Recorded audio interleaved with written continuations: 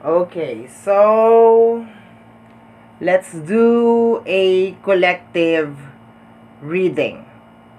Connection collective reading. Ibig sabihin, ikaw at saka isang energy, my dear.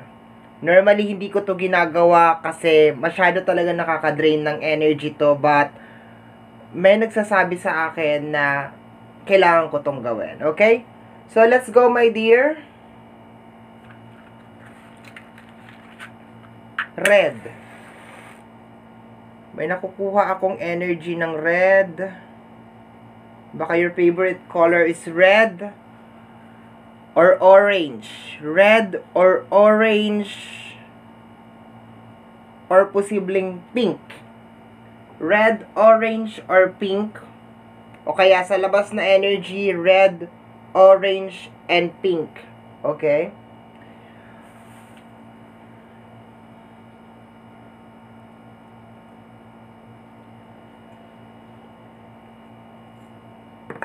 Okay? So,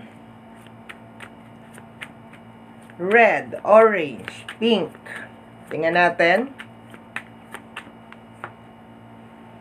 Relationship, my dear, energy ng marriage. Okay? So, tama yung tawag sa akin ngayon na this reading is connected sa energy ng relationship. Okay? Posible naman, my dear, na hindi kayo kasal. Nagsasama lang kayo, nagli-live-in lang kayo. Basta yung reading is connected sa energy ng relationship.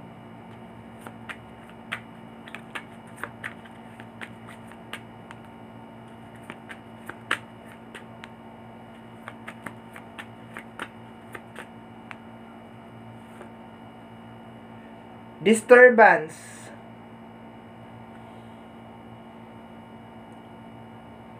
So, may something na nangyayari na hindi maganda sa loob ng relationship. Okay, yun na nakukuha ko dito. Parang may pabigat na energy. Okay, parang nabibigatan ka. Yun na nakukuha ko.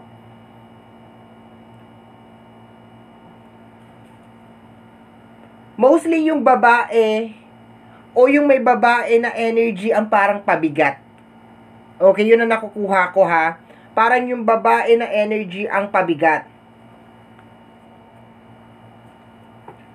Okay? Pwede naman lalaki ka, pero parang yung babae ang may mabigat na energy.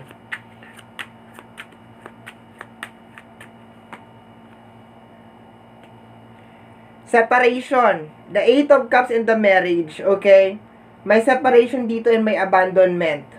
Okay? May separation, may abandonment.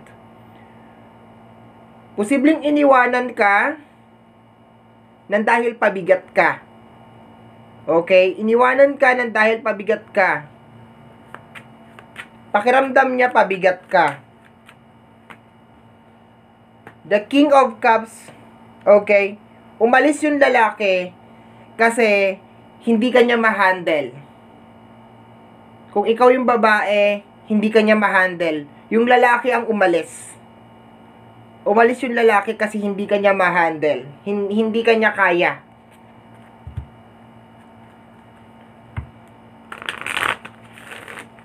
Pero ikaw, mahal mo pa rin siya, my dear. Posibleng ine-expect mo pa rin na magsama kayong dalawa.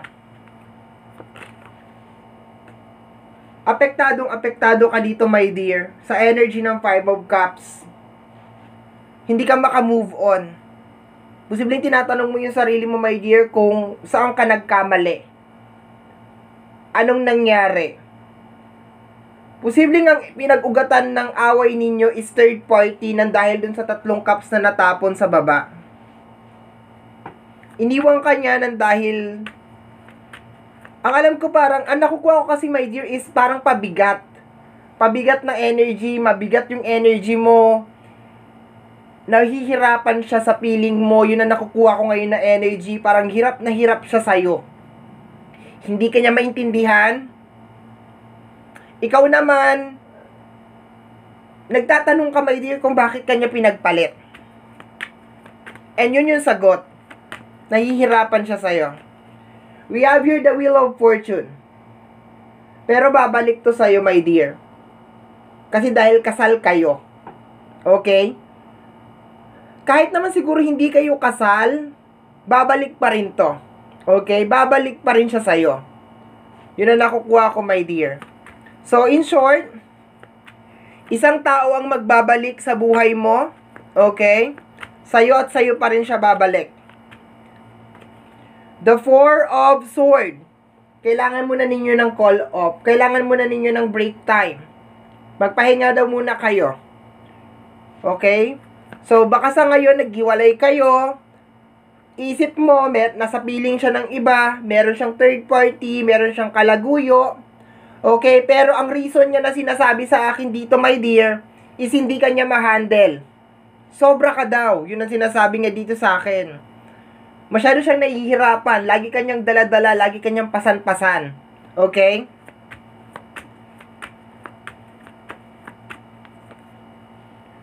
Malungkot siya, my dear. Sa energy ng moon card.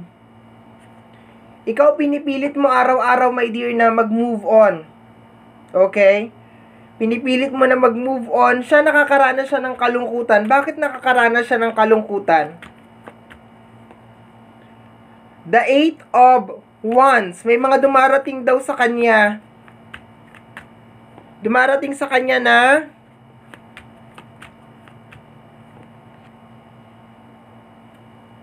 blessing. May dumarating sa kanya, may dear, na blessing, pero malungkot siya. Hindi siya masaya.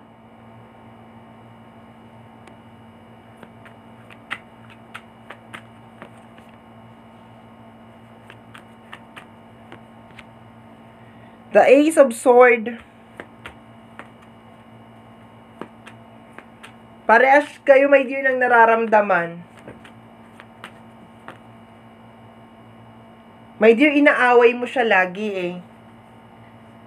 Malungkot siya, my dear. Maraming magandang nangyayari sa buhay niya, pero hindi niya ma-appreciate.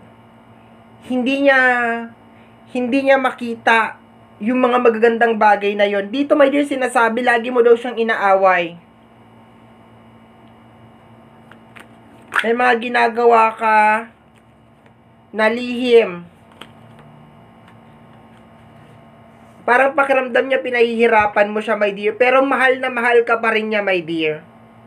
Okay? Love na love ka pa rin niya.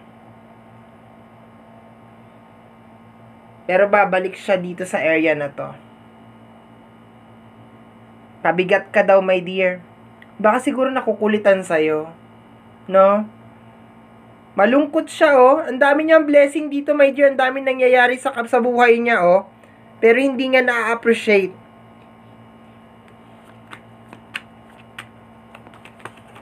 The Eight of Cups closing natin.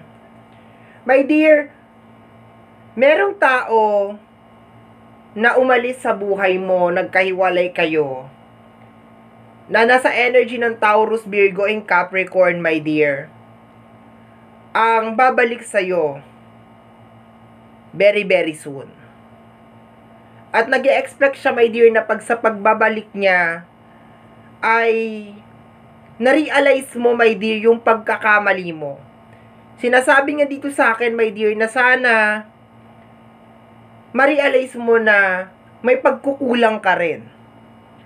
Na meron ka ring mali sa relasyon yung dalawa. Na hindi lahat kasalanan niya. Sinasabi niya dito sa akin, my dear, na hindi ka naman talaga niya pinalitan. Naghanap lang siya ng taong makakaintindi sa kanya. Kahit kailan hindi ka daw niya pinalitan. Kahit kailan hindi ka nawala sa puso niya. Nagkataon lang daw na hindi niya ma-manage yung energy mo. Hindi niya mahawakan yung energy mo, my dear. Yun ang nakukuha ko dito. Sa dami ng mga bagay na nangyayari sa kanyang magaganda, nalulungkot pa rin siya. Apektado pa rin siya, my dear. Noong nakaraan, noong relationship nyo, At kahit nasabihin natin na nasa piling na siya ng iba ngayon, may mga araw pa rin, my dear, na sumasagig ka sa isip niya. May mga araw pa rin, my dear, na dinadasal niya na sana naging maayos yung connection niyo. Na sana hindi na uwi sa hiwalayan. So, ang nakukuha ko dito, my dear, very, very soon, magre-reach out tong tao na to sa'yo, kakausapin ka niya, at ang magiging ending ay magkakabalikan kayo. Okay? So, kung nakita mo tong reading na to, my dear, your spirit guide is trying to connect to you, trying to give you a message. This reading is a timeless reading, my dear. Okay? So, once na nadaanan mo tong reading na to, your spirit guide is trying to tell you something. Okay? So, maraming salamat mga my dear. Hanggang dito na lang ang ating collective reading. Kung nagustuhan mo tong ating collective reading, my dear, don't forget to subscribe. Pag-click lamang po ang notification bell para ma-update ka sa aking mga upload. And free to like, free to share, free to comment sa lahat ng ating mga videos. Once again, my name is RJ, also known as Apo J. Maraming salamat po, and until next time, bye-bye. Thank you, my dear.